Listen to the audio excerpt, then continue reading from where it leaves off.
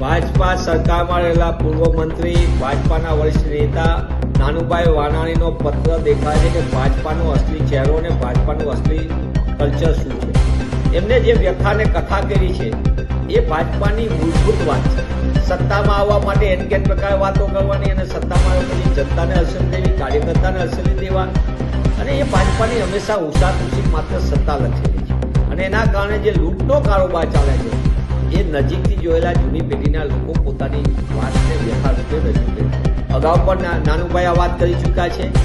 જ્યારે નાનુભાઈ પત્રમાં એ પણ વાત કરી છે કોંગ્રેસ વિશે, ત્યારે એ આપણા માધ્યમથી સ્પષ્ટ પણ કહેવાનું, કોંગ્રેસની હંમેશા નીતિ રહી છે જનતા.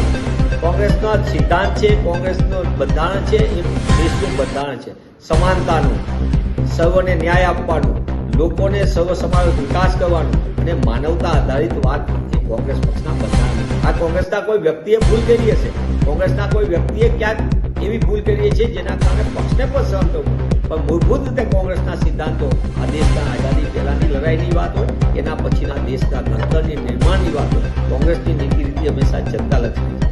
ભાજપાની નીતિ રીતિ જનતા વિરોધી રહી છે. કોંગ્રેસની નીતિ ગરીબો, સામાન્ય વર્ગ, મધ્યમ વર્ગને ન્યાય આપવાની છે, સર્વ સમાજને ન્યાય આપવાની છે. ભાજપાની નીતિ પૈસાદારોને મદદ કરવાની, અમીરોને વધુ અમીર બનાવવાની અને લૂંટના કારોબાર ચલાવવાની ભાજપાની. એટલે નાનુભાઈએ એ જ વાત કરી છે જે સત્તામાં બેસીને લૂંટનો કારોબાર ચલાવતા ભાજપાના ચહેરાને ઉજાગર કરે છે.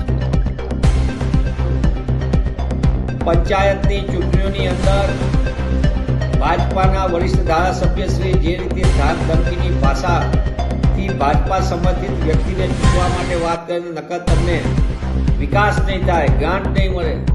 હું આપના માધ્યમથી પૂછવા માંગુ છું ભાજપાના વરિષ્ઠ ધારાસભ્યને, ભાજપાને, કે આ તમે કઈ કમાણીમાંથી, તમારા ખિસ્સામાંથી ગ્રાન્ટ આપો છો જનતાને?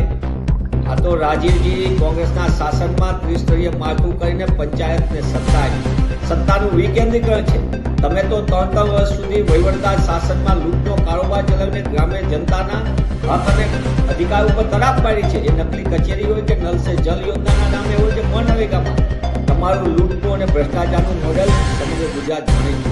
3 વર્ષ સુધી ચૂંટણી નહીં થઈને તમે ગ્રામ્ય જનતાના હક અને અધિકાર ઉપર તરાપ મારી છે.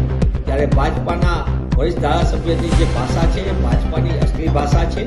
ડર, ધાક ધમકી, ગુંડાગીરી અને એનકેન પ્રકારે સત્તા મેળવી લેવી, સત્તા હડપી લેવી, આ કોઈ પણ સંજોગોમાં ચાલે નહીં.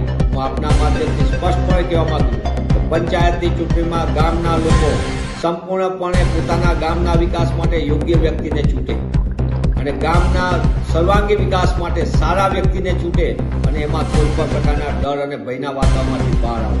હું રાજ્ય ચૂંટણી પંચને પણ અપીલ કરું છું કે રમણભાઈ પાટકર અને ભાજપા જે રીતે ધાક ધમકીનું વાતાવરણ ઊભું કરે છે એની સામે તમે ક્યારે પગલાં લેશો? તમે શું સરકારનું ખાલી વાજિંત્રું બનવા માંગો છો કે તમારી બંધારણીય ફરજ અદા કરશો? આનો જવાબ પણ રાજ્ય ચૂંટણી પંચે આપવો પડે.